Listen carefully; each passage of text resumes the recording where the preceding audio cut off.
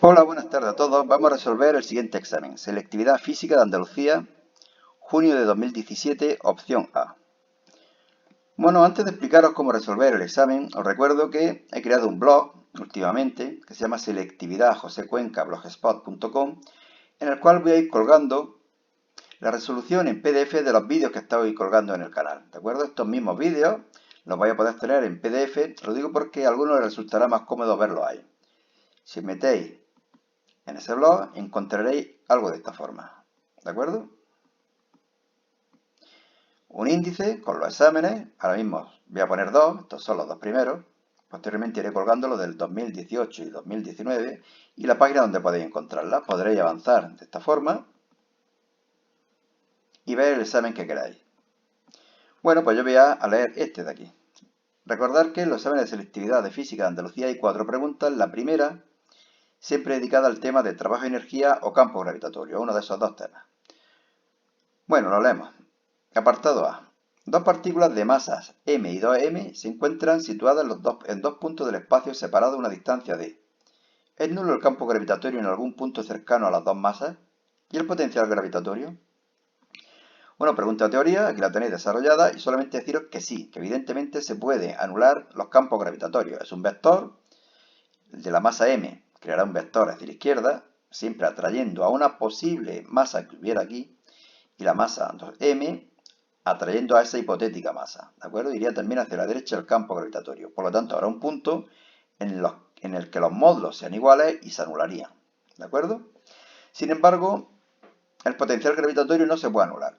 Es un escalar, tiene un valor negativo, y el creado por la masa m será negativo, y el creado por la masa 2m también será negativo. En cualquier punto, sus valores pueden ser los que sean, pero serán negativos, y por lo tanto no se pueden anular nunca.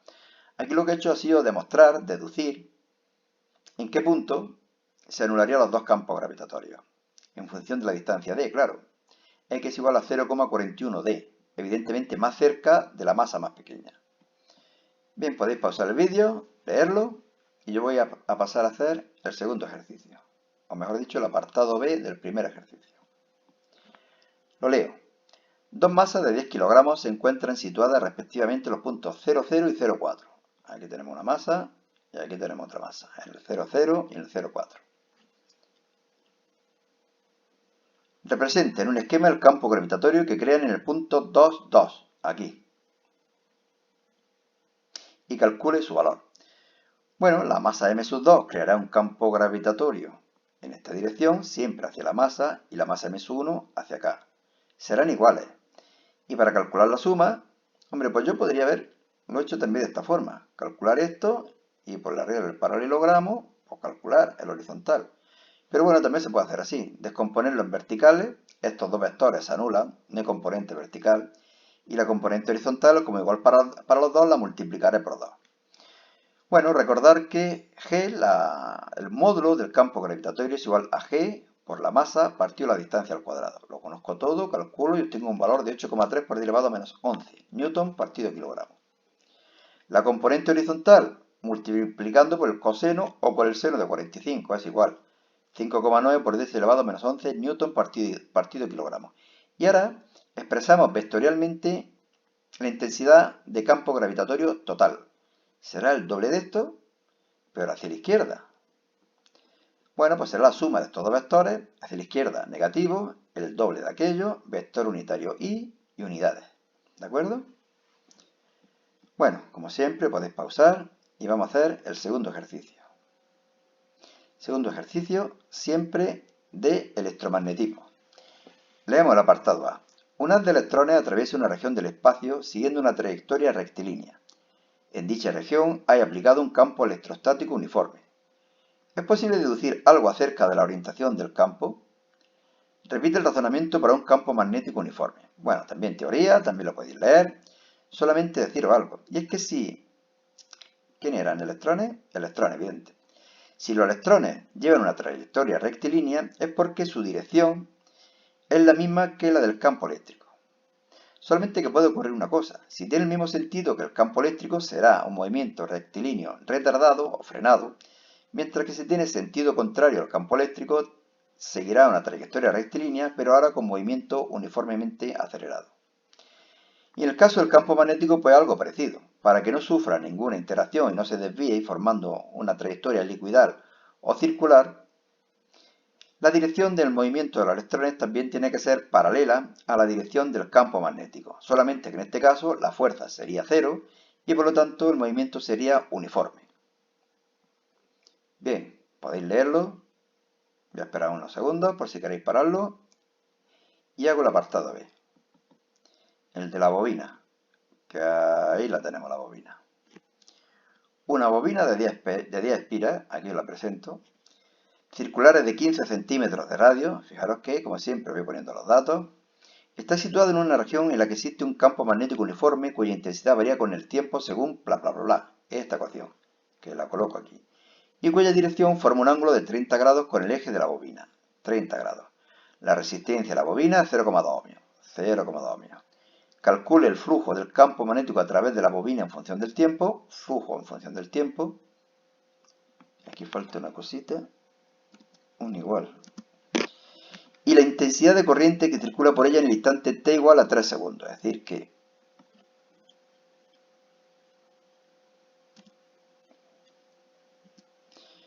para t igual a 3 segundos, ¿cuánto vale la intensidad de corriente eléctrica? Bueno, recordar que el flujo magnético es igual al producto escalar del vector campo magnético por el vector superficie. O lo que es lo mismo, el módulo del campo magnético por el módulo del vector superficie por el coseno del ángulo que forma. Lo conozco todo en función del tiempo y me queda esta ecuación. 0,122 coseno de 2πt menos pi cuarto. Calculamos ahora la fuerza electromotriz, que recordad que es igual a menos n derivada del flujo con respecto al tiempo. El menos, n, 10. Y ahora la derivada de esto de aquí. 0,122 con una constante, la pongo. La derivada de lo que hay dentro con respecto al tiempo, 2pi, lo pongo. Y la derivada del coseno, que es menos seno, pues menos seno. Opero, los signos menos se van, hago estas multiplicaciones, estos productos, y obtengo al final que la fuerza electromotriz es igual a 7,67 seno de 2πt menos pi cuarto.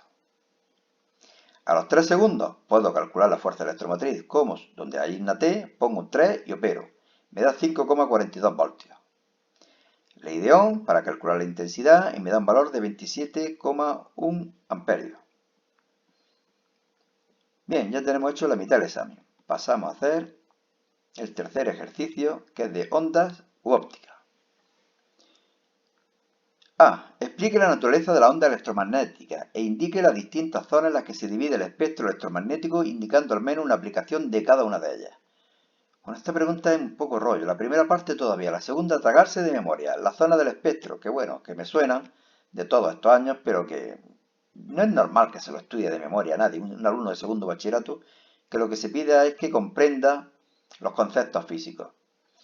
Bueno, y que apliquemos y que digamos también una aplicación de cada una de ellas. Vale, bueno, aquí lo tenéis. Las ondas electromagnéticas son originadas por oscilaciones espaciales de carga eléctrica. Y en ellas las magnitudes que cambian de una forma sinusoidal son un campo eléctrico y un campo magnético. Y aquí tenéis las ecuaciones de cómo cambian el campo eléctrico y el campo magnético.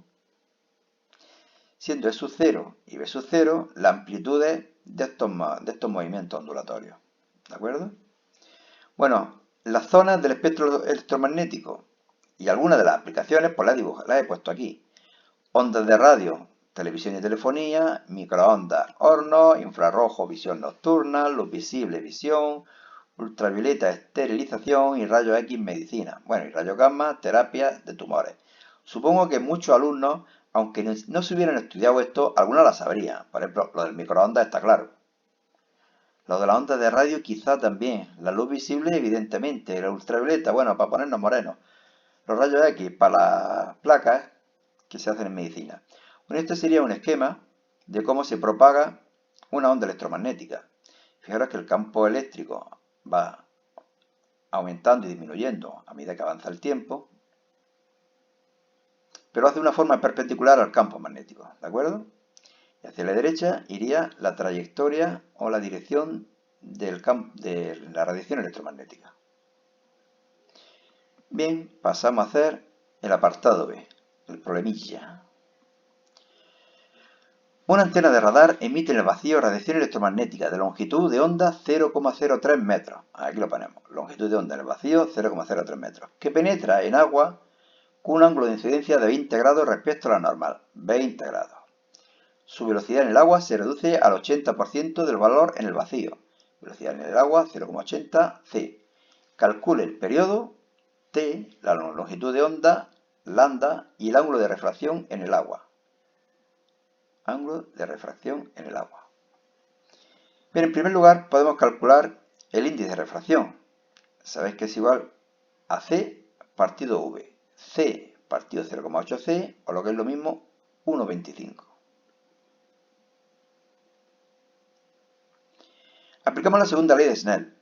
Seno del ángulo de incidencia, seno del ángulo de reflexión, n sub 2 dividido en n sub 1. Despejamos r, el arcoseno de esto de aquí, sustituimos, calculamos y obtenemos un valor de 15,88 grados. Recordad que siempre que la luz pasa de un medio a otro con menor índice de refracción, fijaros que estamos pasando del vacío, del aire, al agua, tiene mayor índice de refracción el agua, se produce un acercamiento a la normal. Era de 20 grados en el aire y pasa a ser de 15,88 grados en el agua. ¿Qué velocidad tendrá en el agua? Vamos a calcularla. 0,8 c, o lo que es lo mismo, 2,4 por 10 elevado a 8 metros por segundo. Y vamos ahora a la segunda parte del ejercicio. Calculamos el periodo en el aire, puesto que es igual que en el agua. Ni la frecuencia ni el periodo cambian al penetrar la luz en otro medio. Por lo tanto, en el aire puedo calcular el periodo, que es longitud de onda partido de velocidad. Longitud de onda me la dan, velocidad del vacío, 3 por 10 elevado a 8. Me da un valor de 10 elevado a menos 10 segundos. Pero eso es tanto en el aire como en el agua. Longitud de onda en el agua, velocidad por periodo. Velocidad que lo hemos calculado y periodo que lo sabemos. Me da un valor de 0,024 metros. Bueno, y vamos a hacer el último ejercicio, el de física moderna siempre. También vale, como siempre, 2,5 puntos, 2 apartados, teoría y problemas. Bueno, este otro rollazo de preguntas que se puede uno tirar 5 horas escribiendo y a lo mejor te dicen que le falta algo que es importante. A mí las preguntas abiertas no me gustan nada, me gustan más de explicar cosas, de razonar, de qué ocurre si aumento algo, qué ocurre si disminuyo algo, pero eso, describa brevemente, ¿qué significa brevemente? Las interacciones fundamentales de la naturaleza, es decir, fijaros, están diciéndonos que hablemos de la interacción gravitatoria, de la eléctrica, de la fuerza nuclear fuerte y de la fuerza nuclear débil. Y eso de una forma breve, casi nada. Bueno, yo lo he hecho súper breve. Aquí he puesto una tabla en la cual hablo de las 4 fuerzas de la naturaleza, de su alcance, el sentido, la intensidad, el dominio, es decir, dónde tienen lugar estas fuerzas, dónde se dejan sentir, y el posible origen que pueden tener.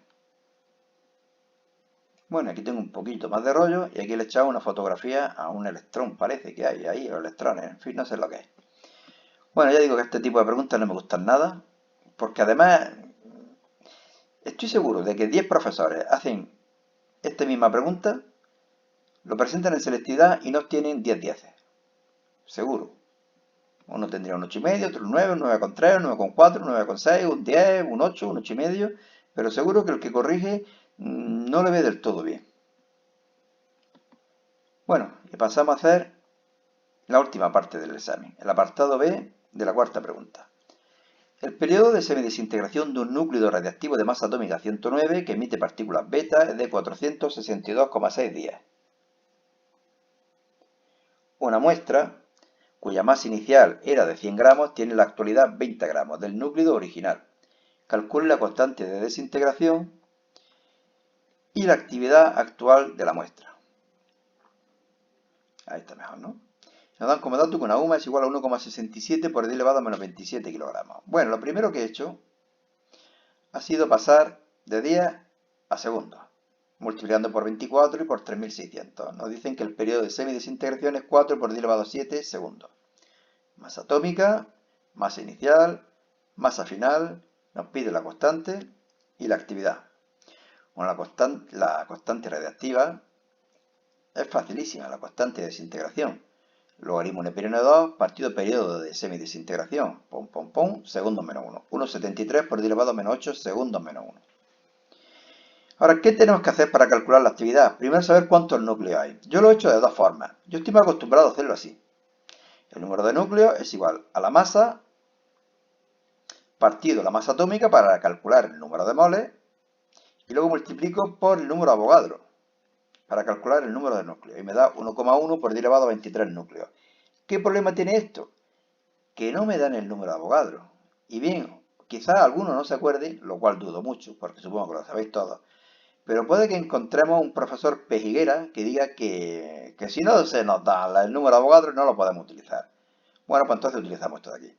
El número de núcleos será igual a 0,02 kilogramos, dividimos por 109, que son las UMAS que tiene de masa un núcleo, y multiplicamos por el factor de conversión. Fijaros que aquí kilogramos y kilogramos se van, UMAS y UMAS se van, y me quedan núcleos. Evidentemente da lo mismo, 1,1 por 10 elevado a 23 núcleos.